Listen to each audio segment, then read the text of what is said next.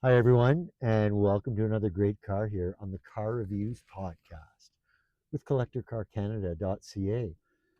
Today we have a 2001 Porsche 911 Turbo from the 996 generation, the first year of water-cooled turbo after the naturally aspirated 911 water-cooled started in model year 1998. So again, a turbo. This one is equipped with the Tiptronic and it checks in at under 110,000 kilometers. And this one is lot 294 on CollectorCarCanada.ca. Finished in seal gray with graphite gray interior and a lot of carbon fiber appointments from the factory in the interior. We'll get a good look at those when we give you the detailed interior tour. So without further ado, I think what I'll do is I'll start the car now. We'll have a listen to the engine and get into the details of this 2001 Porsche 911 Turbo Lot 294 on CollectorCarCanada.ca. So here comes the start.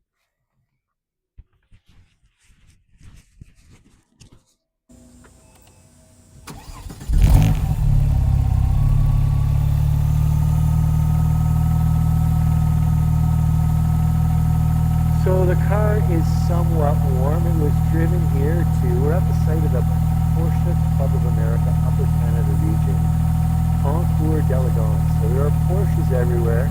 During the video, you might hear another flat 6 911 drive by as people start to wander away. The awards portion of the day is happening right now.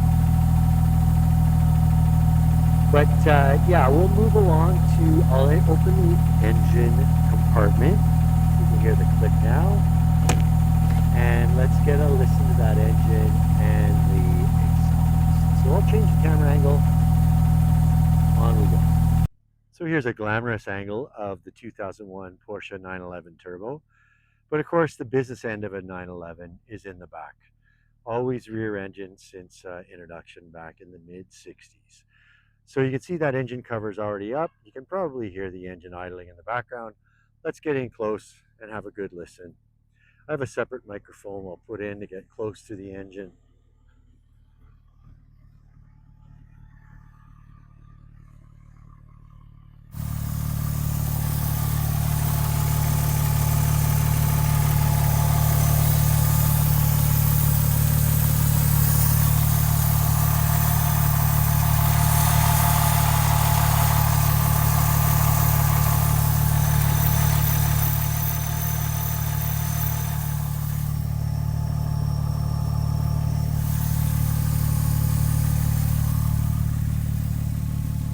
And now we'll get in close to the exhaust.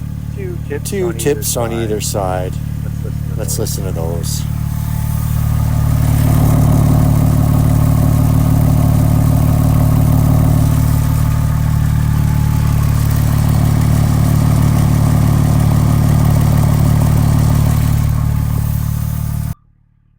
So dare I say running nice and clean.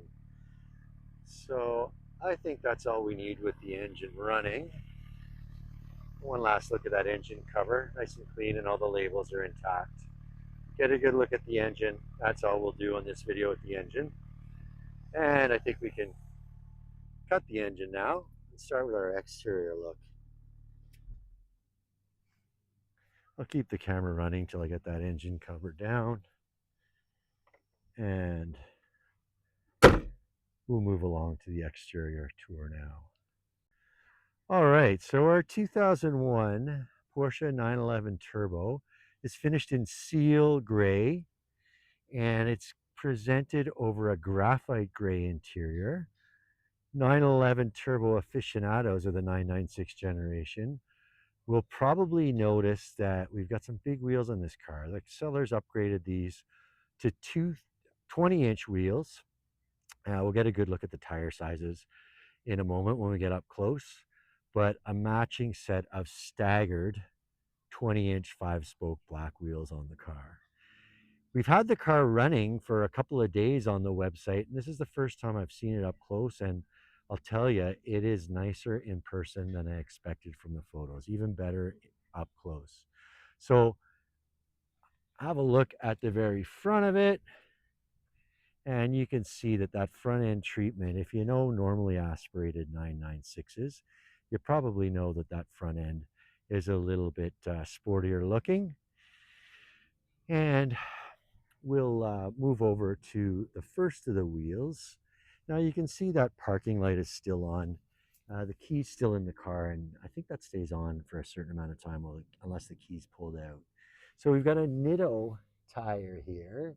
You can see it's sized 235 30 ZR20 with the W speed rating. Model of the tire is down here.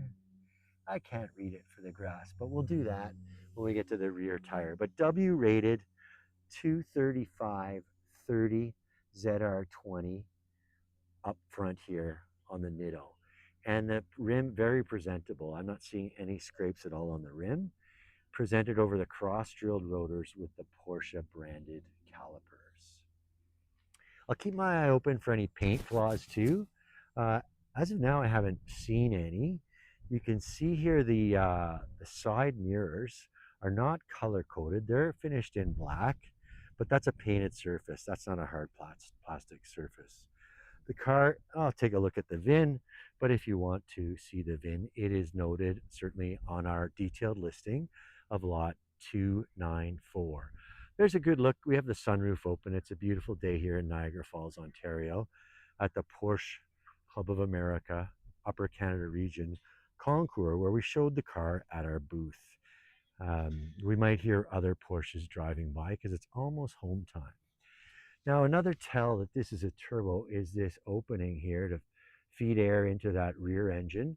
There's a matching one on the other side, on the passenger side. But as I say, that's a giveaway that we're looking at a turbo. We've also noticed Secure It labels on every pane of glass that we saw. And St. Gobain Secure It up here on the windshield as well. So it looks like it might be an original glass car. The car was optioned with various carbon fiber appointments on the interior. It's had some other carbon fiber appointments added to the exterior, notably this spoiler up above the glass, the rear glass. And then we kind of have a double duty spoiler here where the carbon fiber one has been added to the stock turbo rear spoiler. Now we'll get a good look at the Nitto tire here on the driver's side rear. The model of the tire is Neogen, and we've got a big wide tire here on the rear. If I remember correctly, it's a 305/25 R20. I don't see the size for it right now, although I do see a date code, so manufactured in 2016. And I believe they're mounted in 2017, which would be about 28,000 kilometers ago for these. I do see a mark on the rim here. I suspect, though, that that's from a shop's tire machine, not from a curb. But I do want to show it to you. And a couple of light pieces of pitting here on the wheel where I'm running my finger. Not even worth me pulling the coin out. But you get a good look at the colored Porsche emblem center of the wheel, and then also the cross-drilled rotors with the Porsche branded caliper. ABS, of course. So we're working our way back. There's another carbon fiber look panel here, right underneath the connection for the rear wiper. You see a Porsche emblem on the glass here. And then working our way to the rear of the car, another interesting piece certainly is this turbo emblem to sort of differentiate it from the 996s that are naturally aspirated. Showed you the pipes when we were looking at or listening to the sound of the idle, but you can see exits on either side with a twin pipe on either side. So the seal gray paint looking quite sharp, and you can see also there are some reverse sensors, motion sensors, so when you get close to an object in reverse, you'll get a little sound from the car to warn you. So there's a good look at the rear quarter view of the car from the passenger side. You can see also that the splitter or the lower fascia of the rear um, below the bumper cover is a little different from this turbo as well, for the turbo as well. And here's a good look at the Nitto Neogen on the passenger side rear. Again, back here we're looking at 305, 25, R20 with the W speed rating. And you see also the intake for of the rear wheel well on the passenger side, again feeding air into that engine, which is a 3.6 liter Medster engine, different from the normally aspirated 996 specifically, particularly.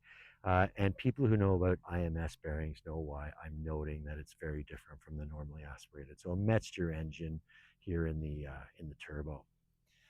And there's an aero kit down the side. You can see that skirt with gives the car a good aggressive look. And there's a matching black mirror over here on the passenger side. And a look at the open sunroof. You can see here that this 911 is equipped with extensions to connect a roof rack. I don't think there's ever been one connected on this car, but in case you want to put the four-wheel drive of this car to work as a four-season car, know that you've got a rack for your skis and or other equipment. Oh, look at this, another 996 turbo making a departure from the show. And we're finishing our 360 tour. There's a good look at the front of the car with the headlights inspired by the GT1 race car of the late 90s. So that'll about do it for our exterior tour. Let's move on to the inside. So looking at that door card of the driver's door, you start to see some of the carbon fiber appointments. Again, optioned from the factory. We do have the option code sticker that's on the lower or the lower surface of the front trunk cover on the detailed listing. Again, lot 294, and you can find that sticker there with all the options decoded on the detailed listing. Another tell for the turbo is that turbo emblem on the door sill. Again, the car's in the inside has seal gray. There's a good look at it. Seal gray also on part of the steering wheel, but the steering wheel is also treated to the carbon fiber look on the portions that are less likely to be held by hand. So combo on the rim of carbon fiber and leather. You also see on either side of the upper spokes, there are upshift and downshift buttons for the Tiptronic. Down below you can see Porsche branded aluminum pedals as well as an aluminum dead pedal. Over here is where you'd go to open the front trunk if you had a dead battery. With the battery running, here's the release for it, and then the engine cover's released from the same spot. You can see the power seats here, and there is a bit of creasing on the outer bolster of the seat bottom, but otherwise these seats look to be in nice shape, as you'd expect. They're the Porsche sport seats, as you'd expect in a turbo.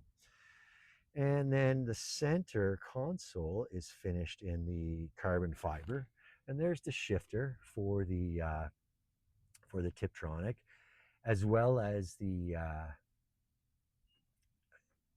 D position. You see that M position, and you'd want the shifter over there, the M, to use the buttons that are on the steering wheel for shifting, as I was showing earlier.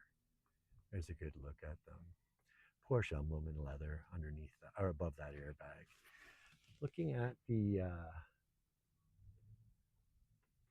gauges, I've just been distracted. The kilometers are a little lower than I expected. So we're going to advertise this one as 109,000 kilometers, because by the time the owner gets this car home today from the concours here in Niagara Falls, it's going to be over 108. So we always like to round those up.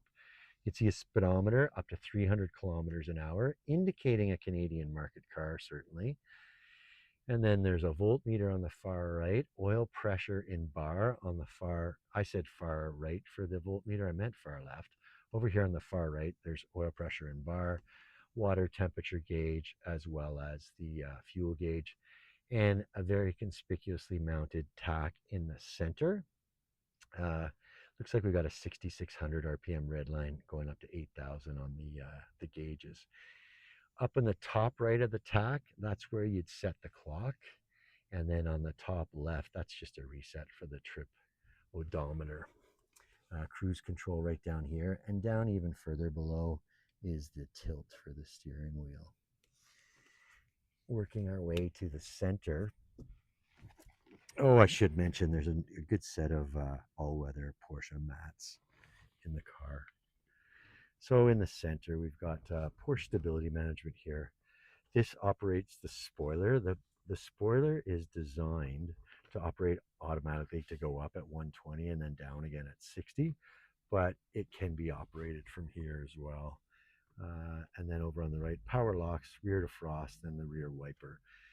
The car does have a Bluetooth deck here. It's by Kenwood, so that's been an upgrade from original. So nav and Bluetooth. A couple of cup holders here in the center, and when they're not in use, they just fold away. And then there you've got climate control here. The air conditioner is blowing cold. The gauge down at the bottom here, I asked the owner about it. He didn't seem to know much about it because he hasn't used it since owning the car. But he understands that that's a timer for accelerating from 150 kilometers an hour to 200 kilometers an hour. Not something he's done much. He's not a track driver, and certainly tooting about the park, we didn't try it either. So the carbon fiber appointments here in the center console, Porsche emblemed handbrake lever. This could be an ashtray, but certainly it hasn't been used for that. Power window controls, and then a center console as well. Some personal items in there that I won't open it up for. And then the passenger seat looks to be in even better condition than the driver's seat. Another Porsche all-weather mat, speaker on the door.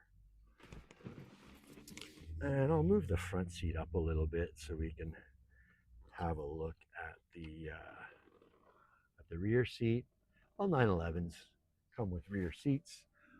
For adults, they're good in a pinch. Maybe some small children could use it for longer, but pretty tight. But it does have the rear seat, and then a parcel shelf in behind the rear seat. I'll show off too. This headliner is finished in what I suspect is Alcantara. That's what it feels like to me, but don't quote me on that, please. But not a vinyl or your typical fabric. It's certainly an upscale finish. And then the visors each have a mirror and some courtesy lighting in that carbon fiber panel 4 of the sunroof. We'll say a couple of things about the mechanicals of the car as we do one last walk around it. The car we're going to promote it as 109,000 kilometers. At 82,000 kilometers, Porsche Center Edmonton rebuilt the engine, and some performance parts were selected for that rebuild.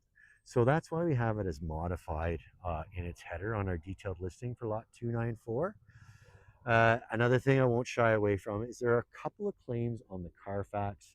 One is noted as minor, the other one isn't described, but both under $8,000. And with a car like this, I'm suspecting pretty minor for both. But yeah, and the tires, again, they were done about the time of the engine rebuild, 27 or so thousand kilometers ago, upgraded to the 20-inch wheels. And one last glamour shot of the 911 Turbo 2001 Coupe before we move to some closing thoughts. So that's our look at our 2001 Porsche 911 Turbo. Under 109,000 kilometers with the Tiptronic. Seal gray over graphite gray with lots of carbon fiber appointments on the interior from the factory, and a few more on the exterior that have been added since the factory. Rebuilt engine about 27,000 kilometers ago by a Porsche dealership. Again, the odometer now, it's going to its new owner with under 109,000 kilometers. So this one's lot 294 on CollectorCarCanada.ca. Please have a look there, and that's where to take a run at it. That'll about do it for this video. So I want to thank you for watching, and we're going to move on to the next car. Thanks again.